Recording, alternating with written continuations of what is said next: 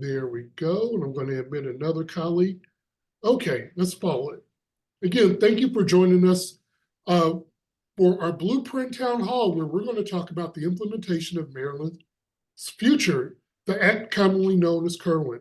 This is an opportunity for you to learn more about Maryland's Blueprint and what we are doing to implement it here in city schools. Now, some of you may have been with us last year when we had a similar town hall, and some of you may not have. So a quick recap. Last year, our first Blueprint implementation plan was approved by the state, and we'll be submitting our next plan on May the 1st. The state requires all LEAs to submit an implementation plan. And we're doing a lot of great work here in city schools, so we're happy to submit our plan. We'll soon release our draft plan to the public so you all can comment. We'll do this before May the 1st. This blueprint is, this town hall is to give you a refresher on the components of that law. Fair enough? Great.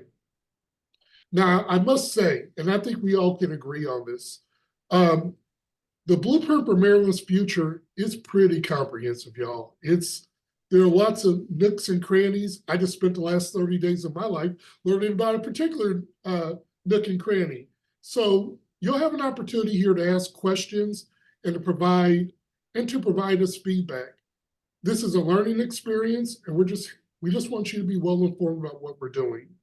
Now, if you have questions or comments, place them in the chat. I've got a large group of experts who are ready and willing to answer those questions in the chat. And we'll also pause periodically to have the Q&A as we go through the different sections. Really excited about that as well. There will also be a feedback form on our website. We'll put the link in the chat, and it'll also be at the end of the presentation. And as for those of you who are staff members, and probably families too, we'll do the same thing. We'll send it to you via email. We're going to make it hard for you not to get it. That's kind of a negative way to say it, but you guys know where I'm going. But we want to hear your perspective. Pay attention tonight, submit your questions, and if you have questions afterwards, complete the feedback form. That'll be our agreement. Now, I like to start on time and get on time, so I'll stop rambling. And I'll move on to Sandy Jacobs, our Executive Director for Strategic Resourcing and our City Schools Blueprint Implementation Coordinator. If you want to know about the Blueprint, this is the person you're going to want to listen to. So Sandy, I'm going to pass the floor to you, and I'll come back after we make it through the first part. Thanks so much, Andre, and good evening, everybody. Thanks so much for joining us. We're going to pull up some slides here. A second to come up. Here we go. And I'm going to start off just by giving some overview about the blueprint, and then colleagues from other offices who are engaged in the work of implementing all the parts of the blueprint will be sharing more details. So to go ahead and dive in on the next slide. I totally forgot about this damn thing. Yeah, just a reminder about how to access the Spanish language translation if you need to. Thanks. On the next slide. So the Blueprint for Maryland's Future, we have tended here in city schools to call it Kerwin, being we already had our own blueprint for success, but now we're trying to get used to calling it the blueprint, being that is how it is referred to throughout the state. It is a really comprehensive piece of legislation that passed in 2021, and at its heart, it's a change in how education is funded in the state. It changes how the state funds school districts, and in turn, how school districts fund their schools. And what it's mostly doing is bringing new resources based on student need, bringing an equity lens to funding so that students from low-income families, multilingual learners, and students with disabilities are getting additional resources. It's also bringing special attention and additional funding to students who live in concentrated poverty. So schools with students in those areas get even more funds. It has 5 pillars, and we're gonna talk about each of these pillars with you tonight. So just to give you a little more context, we are this is the school year that's winding down quickly right now is the second year. Next year, the year that we're planning for right now, will be the 3rd year of funding under the blueprint. And there's about a dozen different funding streams that make up the blueprint. It is by design targeted at schools and students who need it most. So some schools and students are benefiting more from those additional resources than others, and that's by design. And while we're really excited about all these new resources and the opportunities that they're bringing, for city schools, it is really just beginning to close the long history of underfunding that we've had here. So we're excited and we welcome these new funding and what it's letting us do for our students. But it's a long way still to close all those historical gaps. And it's also important to remember that this funding is phased in over the next decade. We're not getting it all at once. And this means that in some of the areas that we currently spend the most, particularly supports for our students with disabilities, as well as our pre-K programs, they're going to continue to cost more than the revenue that we're getting for them for quite a while. And also important to remember that this is not a blank check. There's lots of requirements and rules that we have to follow about spending these new resources. So where we're headed, as Andre mentioned, last year we submitted our first ever blueprint plan. Actually in March of last year we submitted it, and this year we're about to submit our next plan covering the next few years, and then in July 2027 there'll be a part 3. So we get a little break on the planning for the next couple of years. And this year's plan was submitted in 2 parts. So the first part just provided a kind of short summary overview about our system-wide implementation. That has been submitted to the state. We haven't yet received any feedback on it, but what was submitted is posted on our website if people are interested. But the full plan is what we'll be submitting on May 1st. And this is where we are responding to pillar by pillar questions about our implementation. And there are 23 questions that we'll be responding to across the 5 pillars. Most of them are asking us to provide updates on things since our last year's plan. And there's also a few new ones thrown in. We're going to stop there, I think, for a minute before we dive into pillar 1. Yeah, Andre, turn back to you. All right, y'all. So I promise you, we start out getting a lot of great information. And Sandy, thank you all. Thank you for getting us off to a rocking start. Again, we're still trying to work through the translation aspect, so my apologies for that. We're going to figure it out. And if anything else, we're recording this and we'll be able to provide a version in Spanish one way or the other tomorrow. So don't feel like you're missing out if you're here. Well, you may not be able to understand me, but we'll work that out for you.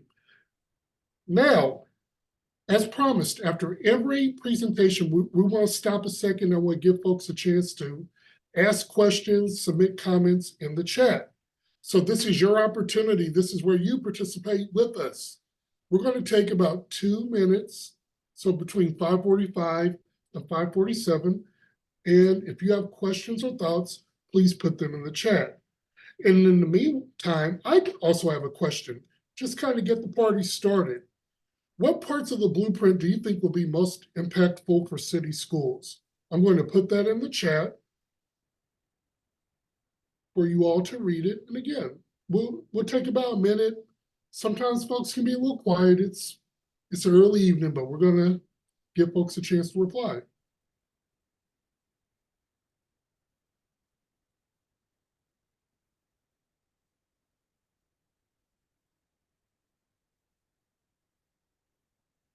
All right. Well, looks like it's going to be a silent There are no questions. So Sandy, as always, you just did a great job. We will move right along because there's plenty more to come. Exactly. So I have another colleague I wanted to invite to the floor. Crystal Francis, our Executive Director of Early Learning Programs. Crystal's going to speak to us about pillar number 1, which impacts, per her title, early childhood education. So with that said, Crystal, we love you to come to the floor. I can't see you, although I'm pretty certain there you are. I'm here. Yep, you've got the floor, superstar. I'll leave you to it. Thank you. Good evening, everyone. Thank you so much for joining us. So I want to talk to you a little bit about Pillar 1, which is all about early childhood education. And as I always say, we are Pillar 1 because we are the most important. And so I just want to give a couple of the key components that are parts of Pillar 1. It's really all about expanding seats in publicly funded pre-K classrooms. So parts of the legislation are calling for expanded access for our low-income 4-year-olds and our low-income 3-year-olds. Also, they're looking for a proportionate number of seats that are served by our public schools, our LEA, and that are also served by private providers. So these are providers such as childcare or Head Start, who also are getting some funds from the state to run pre-K classrooms.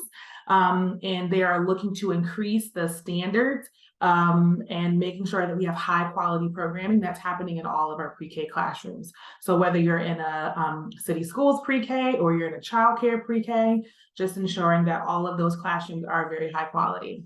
Another piece of the legislation calls for the kindergarten readiness assessment, which we call the KRA here, asking for that to be administered to all incoming kindergarten students. And then there's a component that asks for and looks for the expansion of family supports.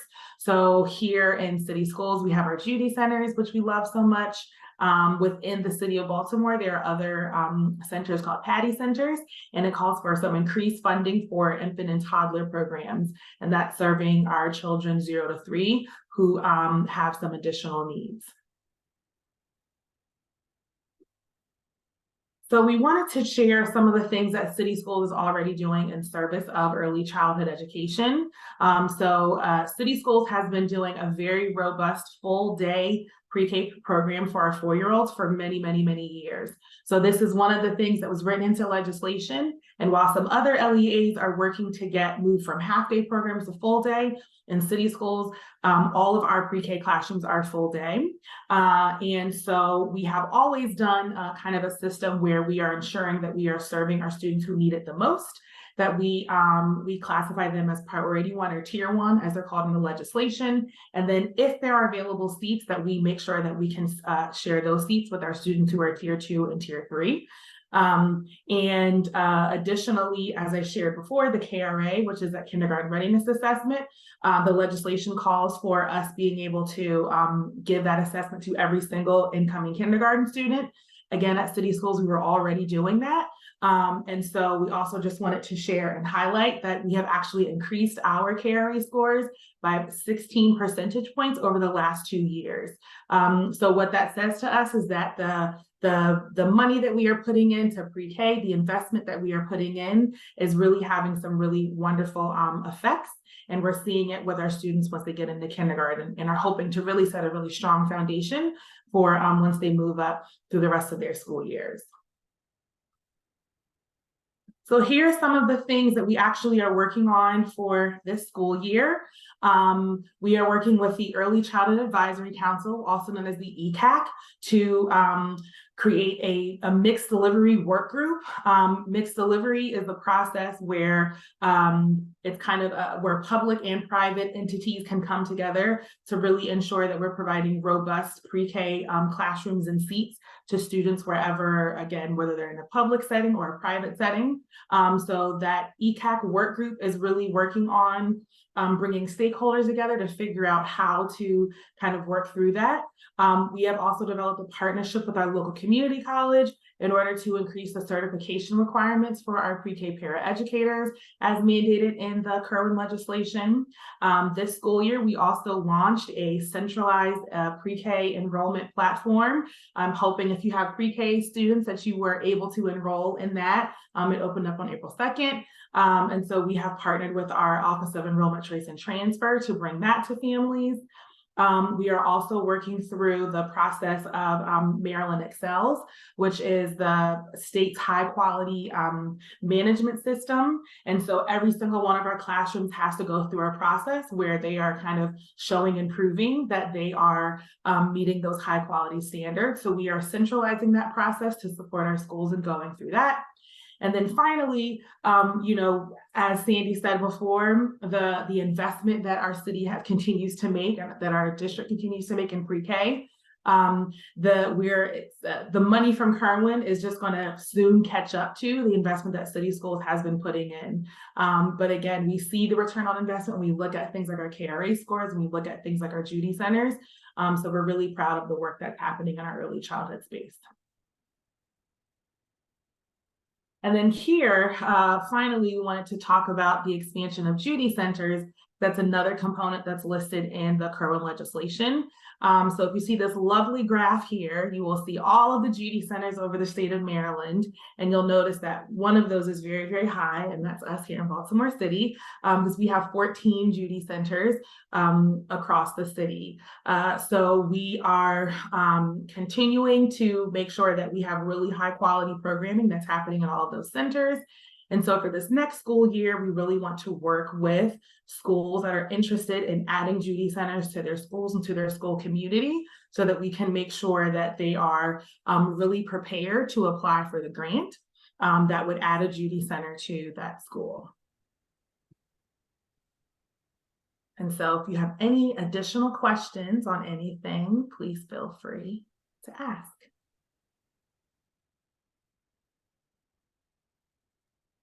Thank you, Crystal. Great job as always. Again, now we learned a little bit more about early childhood education. The great work that we're doing here in City Schools, that graphic on the screen is outstanding. That should get pretty fired up if anything else. But again, we're going to pause and we're going to allow time for questions. And before I get to that, again, we're having some issues with folks getting past our security tonight. And there's a question I'm going to let you answer in just a second, Crystal, that's in the chat. So just tell a friend, we're recording tonight's event in English and in Spanish. We'll provide that with the feedback form across all of our platforms tomorrow. We apologize for the inconvenience. In the meantime, Crystal, we have our first question of the night. Catherine Porter asked, will the extra classes required for parents be paid for by city schools? Do you have the answer to that, Crystal? I do. Just like kind of with any courses that our city schools employees take, parents have the opportunity to do tuition reimbursement.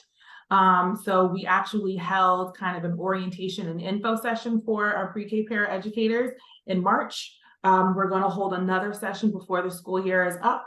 And so the paraeducators have an opportunity to come and hear from our office, to hear from our colleagues in HC, and they were also able to meet with our community college partner, and then to be able to hear about the different opportunities that they have for those courses, and again, the tuition reimbursement that happens through our Office of Human Capital.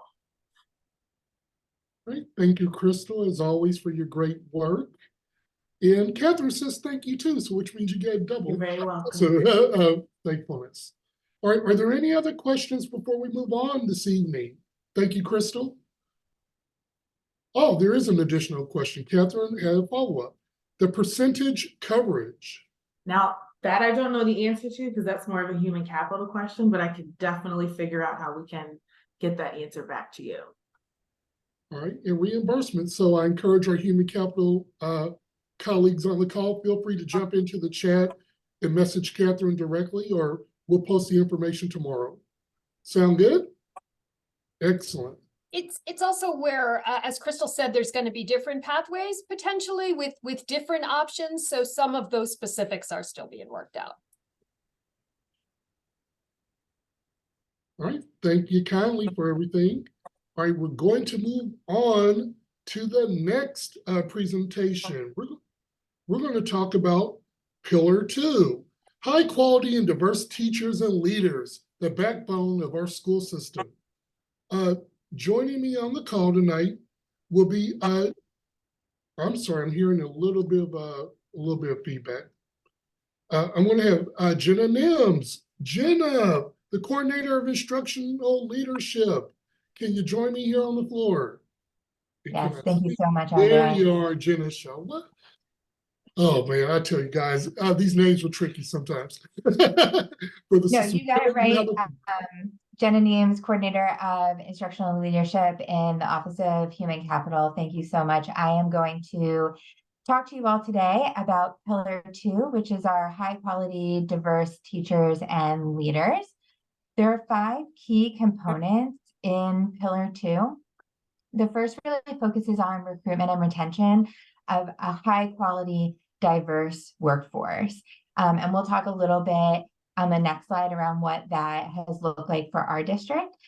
We're also really focused on rigorous teacher preparation programs and licensure requirements. There are some new mandates coming down from the state that they are putting in place for teacher candidates and preparation programs.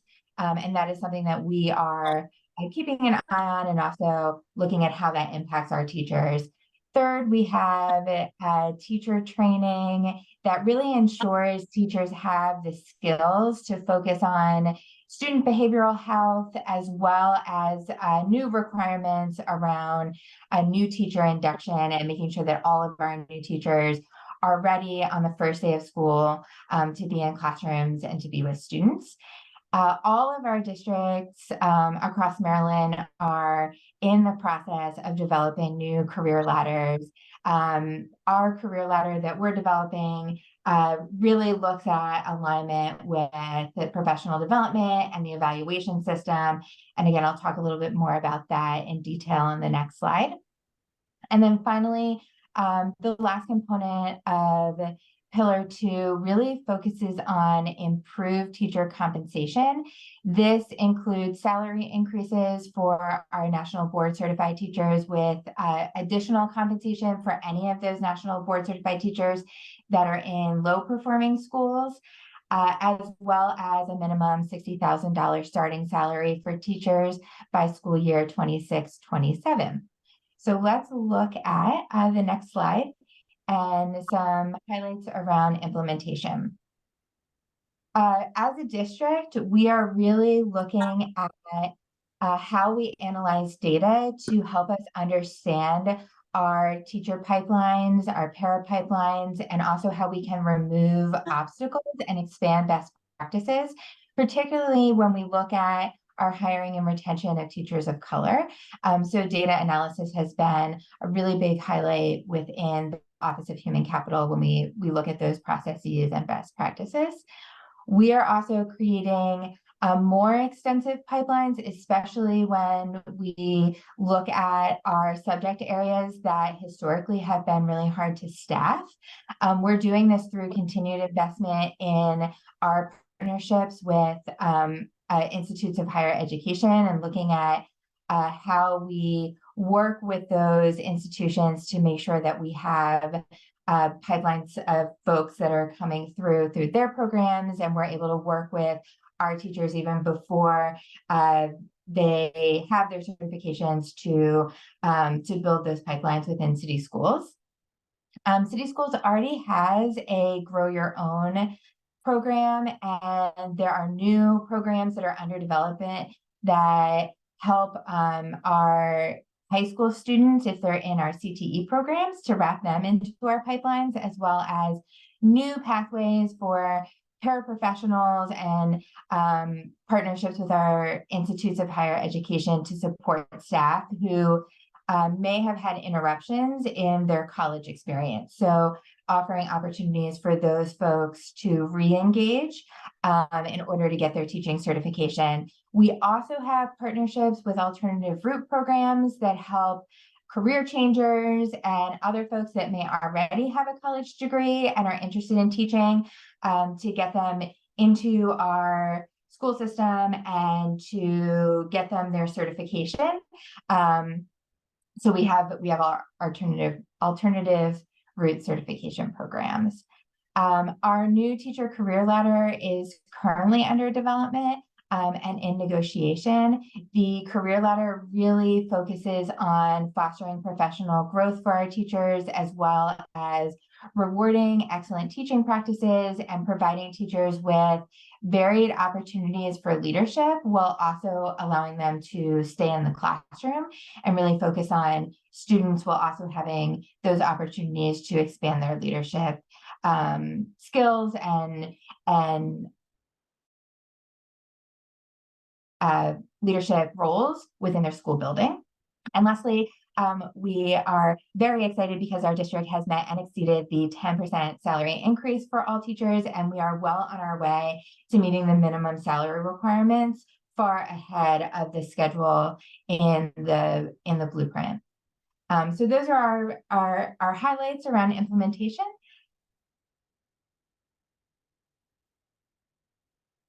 And I will wait to see if there are any questions. Thank you, Jenna. I appreciate you. And while you've been talking, you've been inspiring questions and just comments in the chat.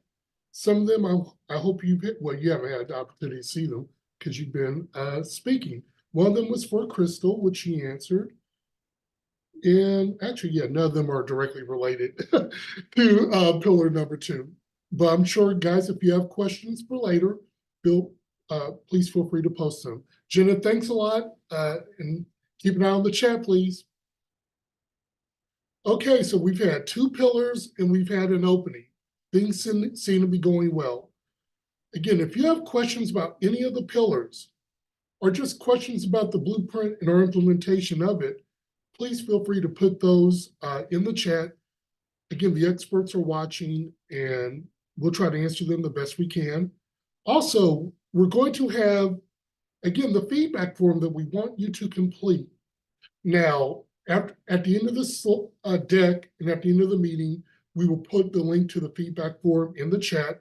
We're actually working to get it posted on our website and social media now because we want folks to be able to, those who can't directly participate in the moment, we want to make certain that they still have a chance to give us feedback.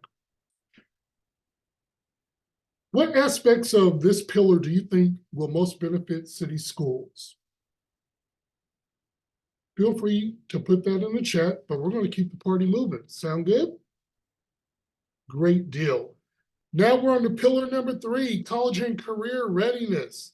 I'm going to introduce one of my favorite people, Dr. Rachel Pfeiffer, Executive Director of Academics, and Eric Jefferson, also one of my favorite people, Executive Director of Secondary Success and Innovation.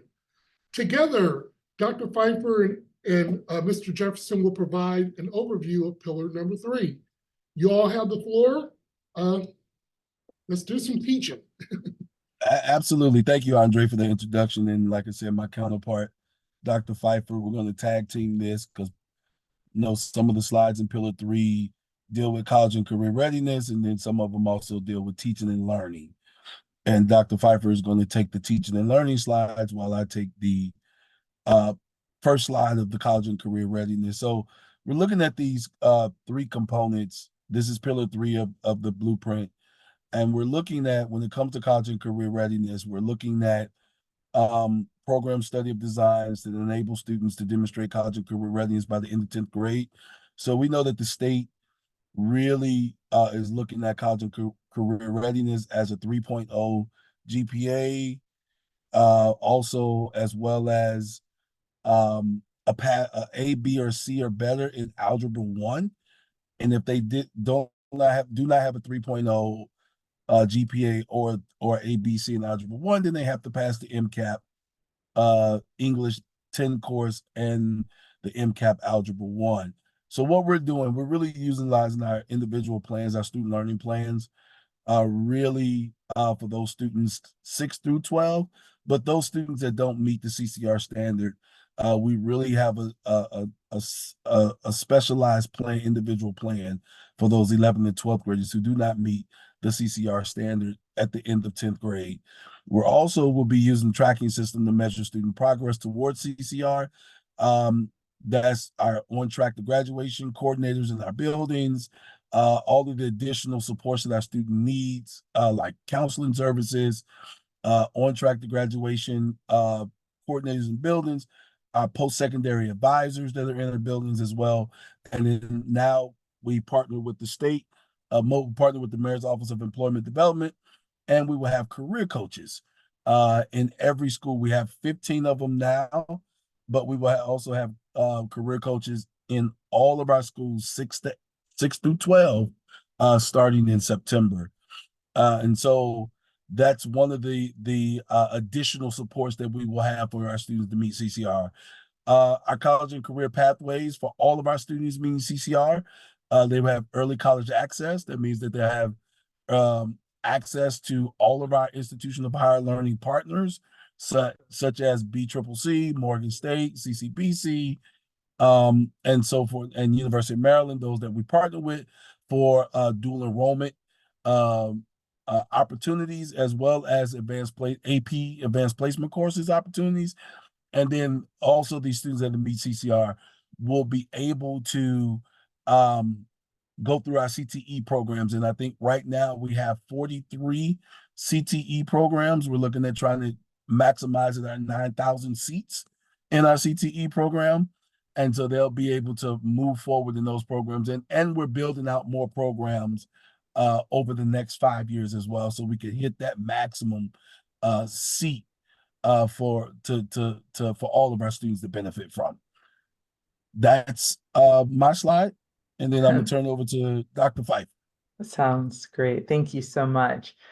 So just want to reiterate what E.D. Jefferson was saying related to the new college and career readiness standard that the state has approved for students moving forward, that by the end of 10th grade, they need to meet this standard. So part of our work is to think about what supports are going to be in place for students who may not meet that standard yet, and how we can help to get them there. And so part of that is tutoring. You know, we really invested meaningfully in tutoring coming out of the pandemic, and we are continuing tutoring across our many schools, looking at personalized learning options that allow students to get specific help in the areas that they may need. We have a few schools who are looking at a literacy course that's specifically focused on helping adolescent readers work on some core reading skills, and thinking through the variety of ways that students can make up credits that they haven't earned yet. So looking at Saturday school options, evening school options, afternoon credit recovery options that allow students to continue their learning and to shore up the where they may have gaps. Additionally, we have teams that are working really hard alongside schools to develop literacy and math plans that really have strategies that look at the support that adults in our schools may need in order to support students well, really ensuring that we have strong instructional materials for teachers to use in the classroom, that we have good ways to track how students are performing and to see their progress and growth throughout the year, and making sure that when a student is not understanding the content or building the skills that they need to, that we have quick ways to intervene and to provide them with additional supports, and doing so with the lens of engaging our families in meaningful ways. And, you know, we'll talk a little bit more about that, I think, in the next pillar, but just want to really emphasize that throughout all this work, as we're thinking about math, as we're thinking about literacy, as we're thinking about science, social studies, languages, arts, we're trying to think about how we can do so in ways that engage our families well. Mr. Jefferson already referenced that we are doing some meaningful work related to career exploration, and I just wanted to reference the comment that was asking about having more than one advisor in some schools for students. And there's really a network that Mr. Jefferson's team is putting together of supports in our schools, including school counselors, post-secondary advisors. He mentioned the career coaches that are coming on. And so there's really on track to graduate coordinators for our 9th graders. So there's really this meaningful network of supports that we are looking to build for our middle and high school students to help students get the help that they need to pursue whatever options after high school they are interested in. And so in order to help them get ready for those opportunities, there are a variety of pathways that he referenced.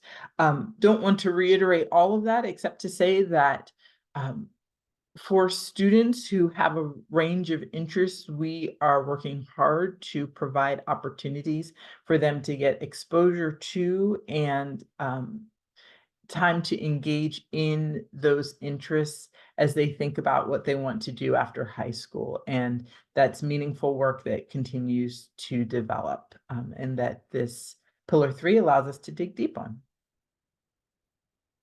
So I will pass it back to you, Andre. Thank you. Thank you both thank you, Dr. Pfeiffer and Mr. Jefferson, for giving us our 3rd pillar, college and career readiness. I believe I saw some commentary in there as well, so I encourage you to look in the chat. There's been a lot of good feedback tonight. I've been pretty excited. If nothing else, at least one person really liked your slides. So that's always, sometimes it's just a simple thing, someone just enjoying your work. Thank you both. Again, this is our reflection time. We're going to take just a few seconds. If you have questions, feel free to put them in the chat.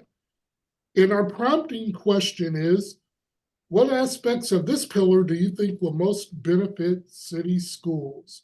So we'll take just a little over a minute to give folks a chance to put it here in the chat.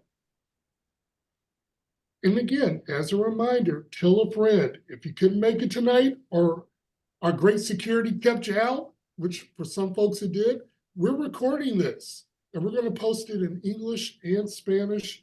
So they'll have an opportunity to view it tomorrow and to share their feedback through the link that we'll publish and share at the end of this presentation. Dr. Pfeiffer, Mr. Jefferson, thanks a lot. Okay, guys, let's keep the party moving. We're on to pillar number 4, more resources for students. And I'm going to introduce 2 outstanding individuals. Sheila Drummond-Cam, our manager of community schools, and Denise Mabry, our executive director of special education and student supports. I'm looking forward to hearing their information, and so should you. You all have the floor. Good afternoon, everyone, and thank you for joining us this evening. I'm Denise Mabry, the Interim Executive Director for Special Education, and I'm going to talk a little bit about Pillar 4, our resources for students who need them. So our students with disabilities and our English language learners, our students need a little bit more, so we are really grateful for this opportunity to make sure they receive what they need. So some of our key components include additional supports and funding for our multilingual learners, additional support and funding for our students with disabilities, expansion of behavioral health services and school behavioral health supports, and expansion of community and school programs for students with high concentration of students living in poverty. So I'm just going to talk a little bit about, go back for 1 minute, thank you, sorry. Just to expand a little bit about the support for our students with disabilities. We, Office of Special Education, works collaboratively and closely with the Office of Teaching and Learning.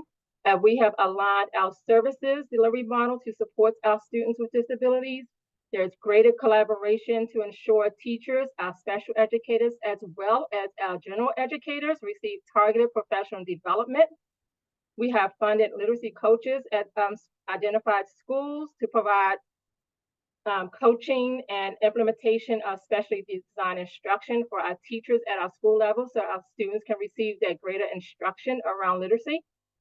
And our focus has been on the science of reading, foundational literacy for all students, and academic support teams to engage in data analysis to focus on expansion of our inclusive opportunities for our students with disabilities.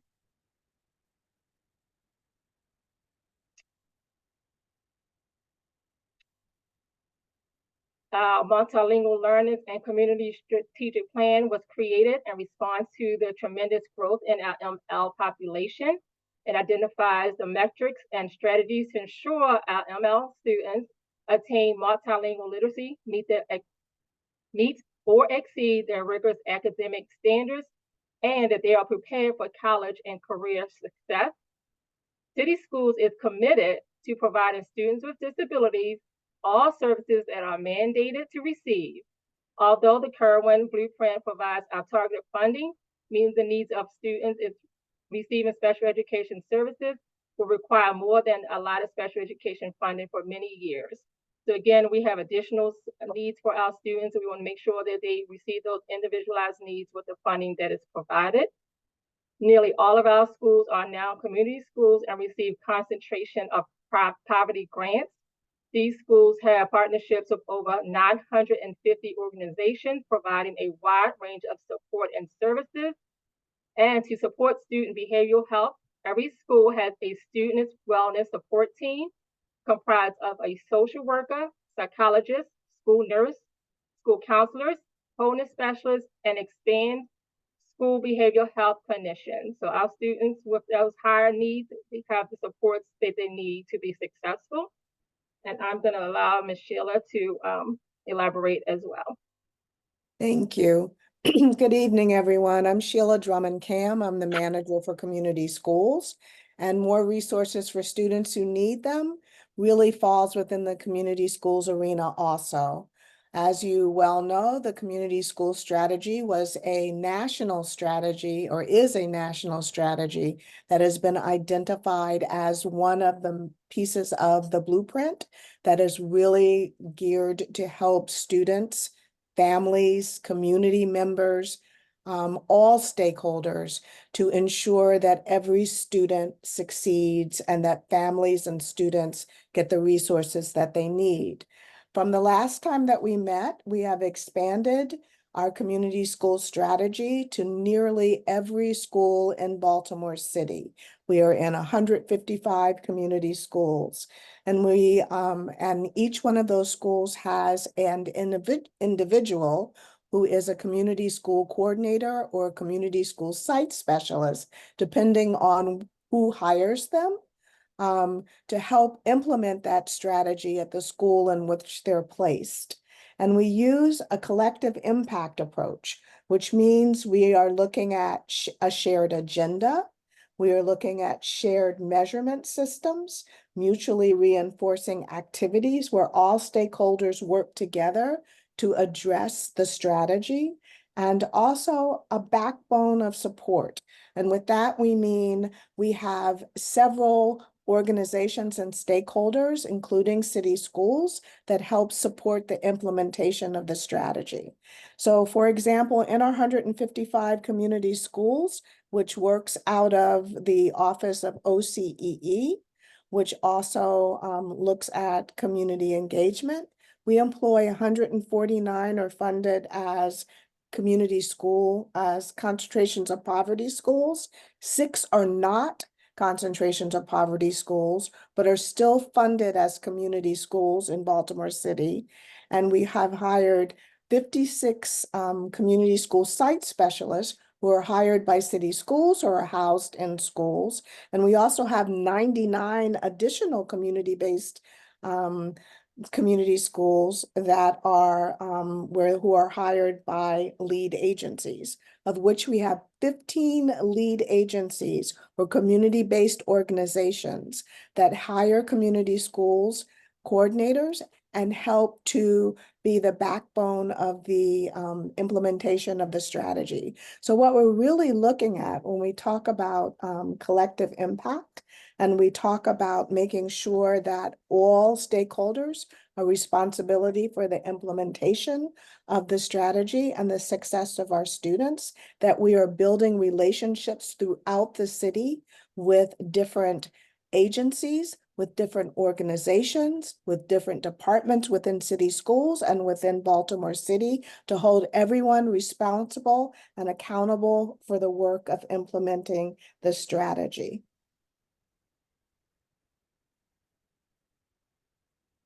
And I could go on. I can talk about community schools for the next hour and a half, but I don't think I should. So if there Well- are any questions, we'd be happy to take them.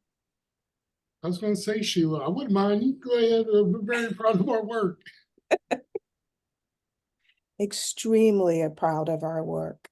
Our community school coordinators are the backbone of the work that we do, and they participate in many of the different committees and work groups within their schools. For example, community school coordinators sit on the attendance teams.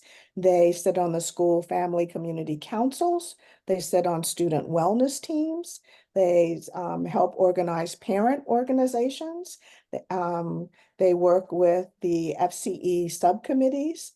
They work on the culture and climate teams. They work on the instructional leadership team. They work on the student support teams. They work on the FACE fellowship teams. So the different teams that they work on, they may lead or they may be members, but they also provide input to how those teams work. So when I say that they are the watermark, the backbone, the heart of the work, they are working in partnership with the folks that work in the schools, or they're working in partnership with the stakeholders that they bring in to help provide services or support to our students. So it's really orchestrating how stakeholders, how schools, how individuals work together to make sure that our students are successful and removing barriers to success, linking students and families to the right partnerships. So this is the work that community schools does, as everyone else is working on the various areas of the various pillars that are a part of the blueprint. Community schools kind of weaves a thread, so through all of those things, so everyone has an opportunity to learn what each other is doing and also to support one another in their work. I'll stop here. Like I said, I could go on. Thank you, Sheila. Thank you, You're Denise, welcome. for joining us tonight. I'm not seeing any additional questions related to Pillar 4, but as I'm finding, as we move on in the event, folks often think of questions and they return to the chat. So keep an eye out. If we receive any questions, please feel free to jump in the chat. Thank you both. And again, what about this pillar do you find most useful? What are you most interested in? Sheila mentioned our community schools. We discussed concentration of poverty grants. There's a new webpage for that. What are you interested in Pillar 4? Put it in the chat. We look forward to hearing more. Thank you, Sheila. Thank you. Okay, now we're going to ask my good friend Sandy to return. She's going to speak about Pillar 5, governance and accountability, because you can't have all these great resources and not have rules and guidance around them, especially if they're coming from the state. So Sandy, you're going to bring us home with the 5th pillar. I am. And actually, before I jump into Pillar 5, hearing all of these incredible colleagues talking about the work across these pillars, I just wanted to point out how much of the things that are really foundational to the blueprint we were already doing here in city schools, like community schools, like our pre-K for free full day pre-K for 4-year-olds, like the things that you heard from Dr. Pfeiffer and Mr. Jefferson about our CCR work. So we're really excited about these opportunities to accelerate and advance. But you know, in some ways, the blueprint is catching up to city schools, because we knew, you know, with a focus on equity, that these were the right things to be doing for our students, even before the blueprint came along. But turning to Pillar 5. So as you've heard, this is about governance and accountability, and it establishes the Accountability and Implementation Board. You might have heard this acronym, AIB. So there is a whole new state entity that was set up just for the purposes of overseeing all aspects of the blueprint implementation. So the AIB are the ones who approve our plan. They're the ones who will release our funding. They are the ones who establish guidance and rules for various aspects of implementation. They, as part of that, set the parameters for what our plans need to include, what the criteria are for success of those plans in order for them to be improved. That's all established by the AIB. Another component of this governance and accountability is these expert review team visits, which occurred in some of our schools over this spring. So a requirement of the blueprint is that every school have a visit over the 10-year span, at least once, over the 10-year span of the blueprint implementation by an expert review team, which is generally peers and colleagues from other districts, some MSDE staff and some other experts, just to see what's going on in those schools. And to provide feedback and support for continuous improvement. We had 9 schools visited. I think we may still have a couple to go, but we're scheduled for 9 this school year. In these early years, these visits are just informational. So we're excited that we're getting a chance to get our feet wet and understand what's going to occur in these visits in these early stages. So to talk a little bit more about how we're implementing the blueprint and holding ourselves accountable, we have a cross-departmental Kirwan, we're trying not to call it Kirwan anymore, blueprint leadership team that's focused on implementing the blueprint. A big part of this is making sure that all our implementation timelines and milestones are met. And if you haven't seen on our webpage, on the Kirwan Blueprint webpage on the City Schools website, we have pretty extensive timelines for each pillar that show how all the various components play out over the decade of blueprint implementation. And then another big part of this that I mentioned at the beginning, you know, at its heart, while there's all these components that go into blueprint implementation, at its heart, it's about how we're funding our schools. And a huge requirement of the blueprint is that funds follow students to their schools and based on their needs.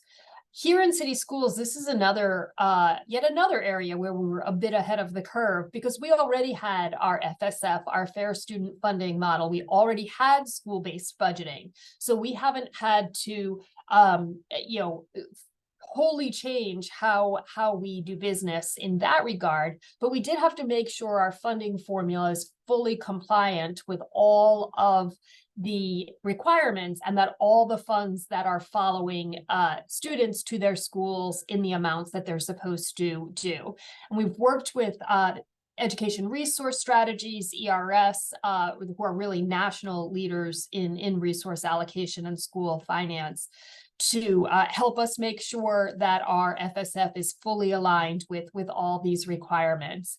And as I mentioned, right, by design, this means that some schools per pupil allocations are significantly higher than others. So students with more students living in poverty, students with schools with more multilingual learners, more students with disabilities are going to get significantly more funding per student.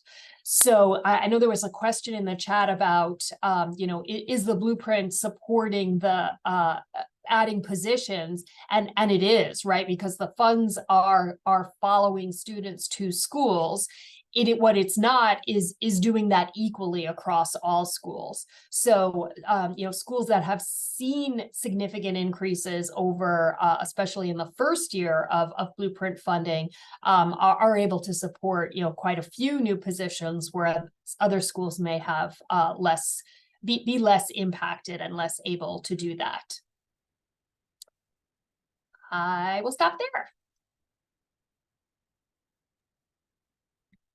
Thank you, Sandy, as always. Another great job for another great pillar. And what I really hope that you all took away, Sandy said something really critical. A lot of these things we were already doing with regards to our governance and our accountability. City schools, we do a lot of things right here.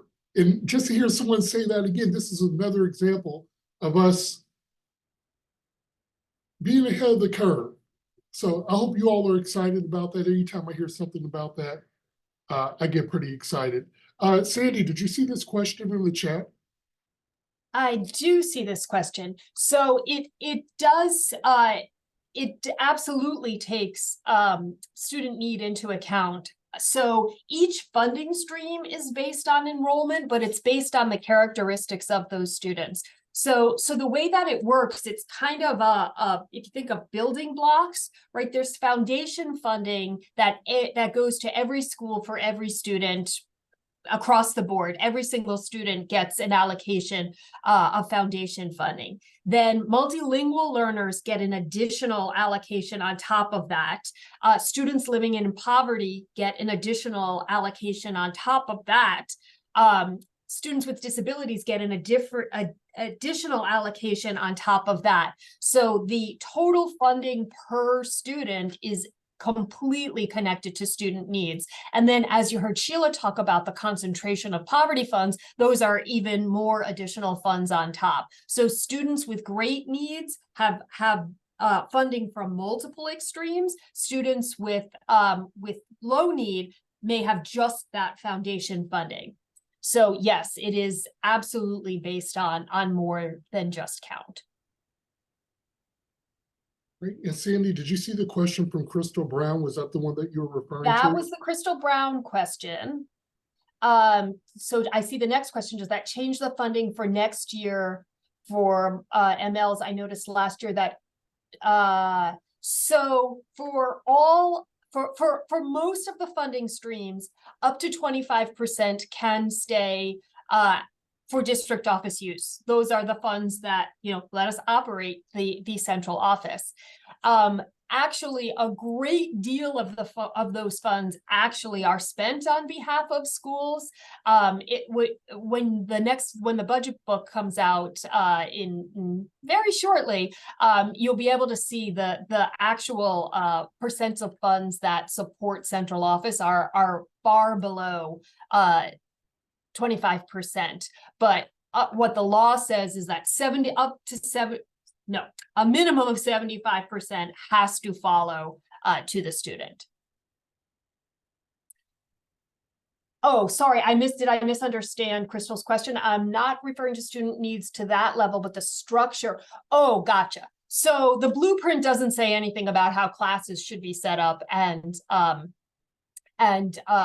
scheduling. That is entirely up to the district and schools. The blueprint doesn't have requirements around that.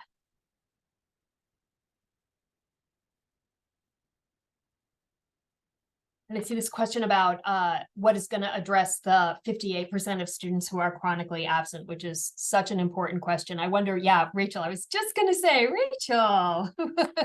Absolutely. And so again, just to Ms. Brown's question, just want to reiterate what Sandy, you were saying that in terms of individual student needs, schools school leaders are making those decisions kind of in conjunction with their ILE, their principal supervisor. And so that's where a lot of that decision is happening. And the district is providing seat time requirements for scheduling, but a lot of the actual managing of it is taking place at the school level.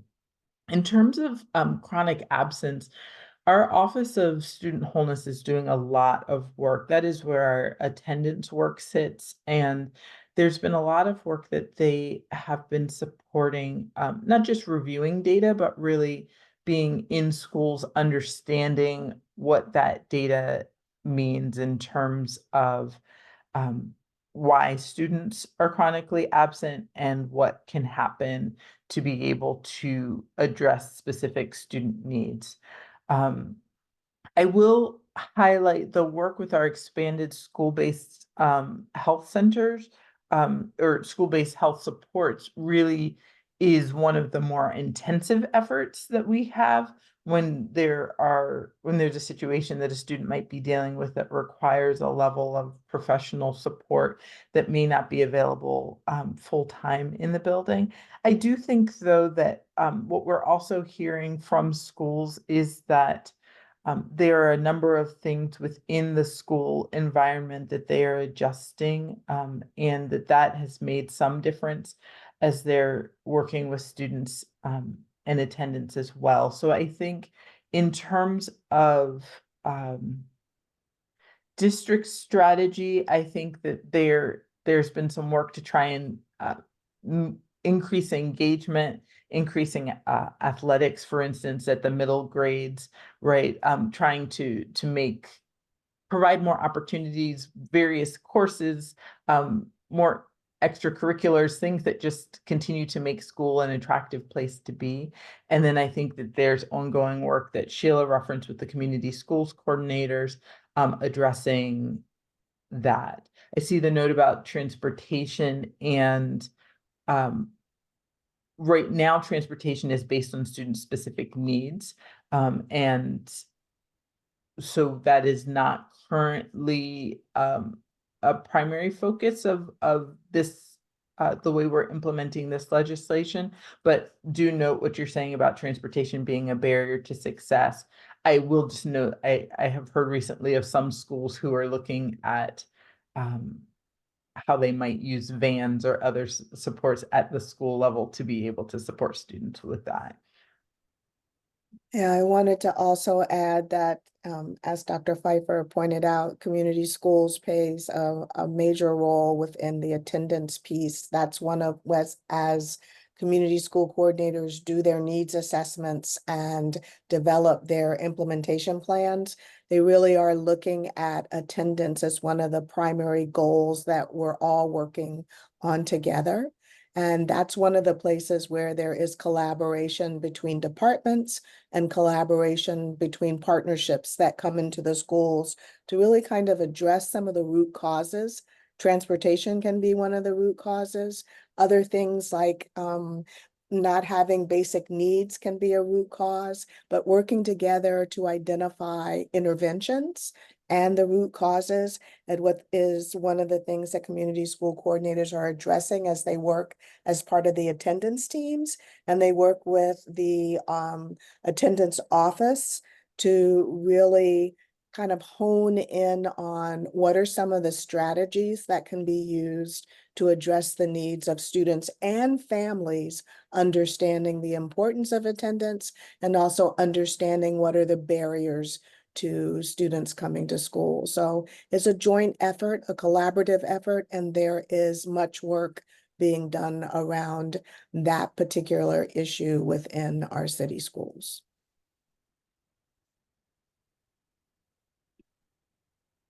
And just to go back to the funding for a second, I'm gonna take one more shot at Crystal Brown's question.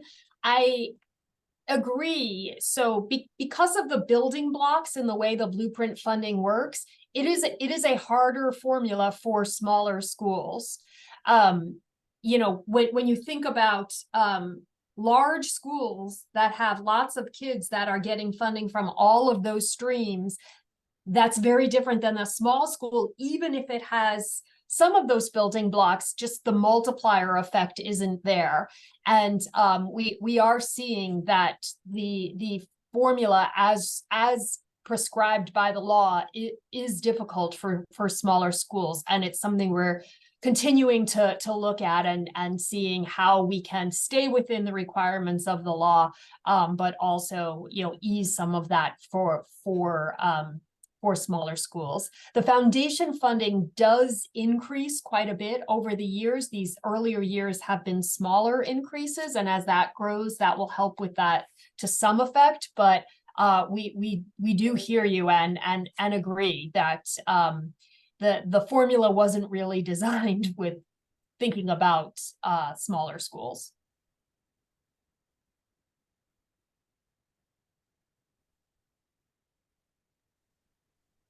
Thank you all. I love that we have experts. I love that we can ask questions. In fact, there's another one, Sandy, from Wendy. Did you see it? That seems like a CTE question that I'm going to turn back to Dr. Pfeiffer and Mr. Jefferson. Can you repeat the question? I didn't hear it, Andre. Yeah, it's what about funding for trades or ability for students to learn a trade? Well, you say the funding for trade?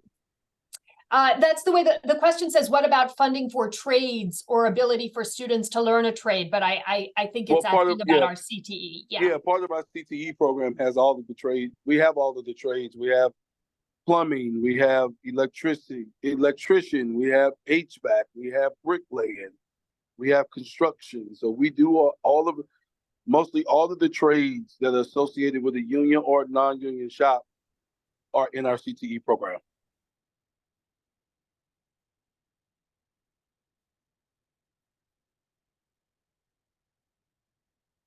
And I'll just add that there's been a lot of work that Mr. Jefferson's team has been doing to increase the internship opportunities and apprenticeship opportunities for students, so that even if there's not a particular, say, culinary program at your school, you may be able to get an internship at a restaurant doing, you know, some other work, or an apprenticeship in computer science, even if that particular program isn't at your school. And so there's just a lot of work that is increasing to be able to provide students that exposure, and in some cases, a number of paid opportunities for our young people.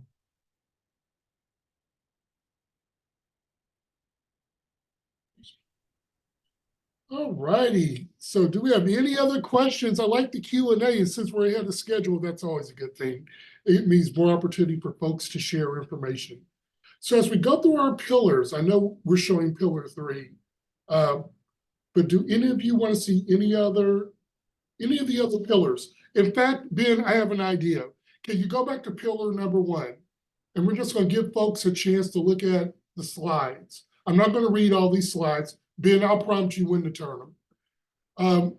But for those of you, because some of you did arrive late, I know because I'm the one letting you in, based on your life. So I want to make sure that you had a chance to see our slides.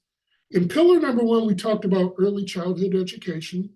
Here are the key components. All right, next slide, Ben. And this was the other half of that presentation. If you have questions about early childhood, put them in the chat. We still have our experts here. Let's move on to the next pillar. Yeah, we'll move past this. For the second pillar, we talked about high quality, diverse teachers and leaders. Again, this is a key component of Blueprint and the backbone of the success of our students, our teachers and their leaders. Here are some of the things we talked about. For those of you who are interested in National Board Certification, especially, I get a lot of questions about that I send to Human Capital because they're the experts.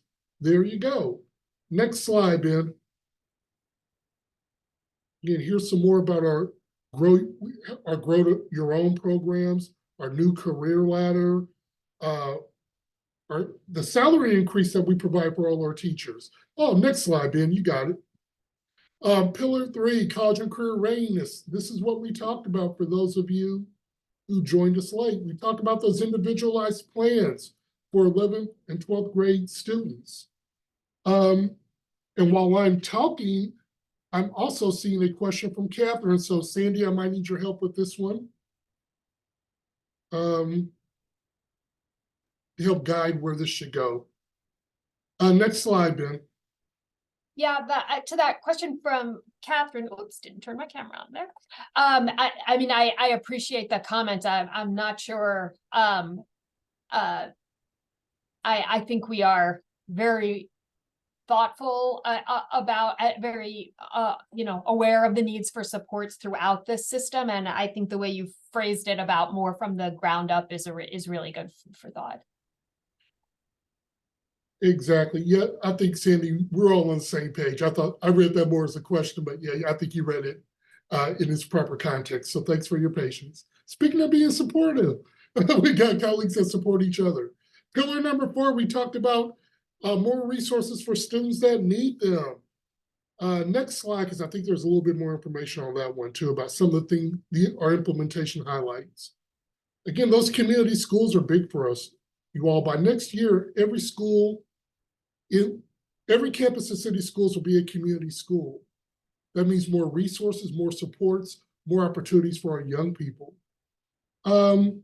Let's pause real quick, Ben, because there's another question from Crystal Brown, who has what is the follow-up about salary increases? It doesn't seem as the district is really wanting to negotiate improvements around step movements. Will that be under pillar number 5? Now, I want to be careful. I don't want to talk about we don't want to necessarily negotiate Right. our teacher, Right. our BTU contract here, but I think we can answer some of that. I do think the step movements and things related to that are part of the career ladder negotiations. And as Andre mentioned, that is negotiation that is underway. So we're not going to talk about it now, but I think that is squarely part of the career ladder. All right. Krista, I know that may not have been the most comprehensive answer, but yeah, negotiations we need to tread carefully. Both parties, there's a table for that. We'll go with there. Ben, I need one more slide, pillar number 5. Here are our implementation highlights for governance and accountability. And again, these are many of these things we're doing before they were required, things that we're proud of. So we're talking about supporting ourselves in our work. This is one opportunity, one of many opportunities where your school system is, we're leading the way. We're not waiting to be told, we're doing. All right, let's wrap this party up. It's 6:48. Next slide. We want your feedback, as the slide says with our great branding. We have a feedback form. I mentioned this at the beginning of tonight's gathering. You've seen the 5 pillars. You've heard from the experts. Now, for us to have a plan to the state by the 1st of May, Sandy? Yes. We need to have your feedback. We want a plan that represents our community and who we are. So there's a QR code. Put your phone up to it like I would do if I really had been here already. Load it on your phones. We'll also have a link directly on our website.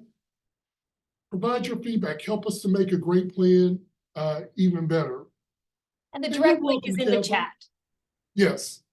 Oh, and the link is also in the chat. Thank you, Sandy. I should have followed directions. Again, thank you. It was a little bumpy tonight. For those who couldn't get in, if you have a friend who couldn't get in, we'll have this on our website tomorrow in English and in Spanish. There'll be a link to this feedback form, and we'll have it all over our social media. We need you to make this plan great. We're stronger together. I want to thank all of our experts. From Sandy on down, there are more experts than I have time, so I don't necessarily want to mention them all by names. But you all know who you are. Thank you all for joining us, for being the best part of your school system in our community. I'm Andre Riley. I'm the Executive Director of Communications, and I bid you a good evening. See you later.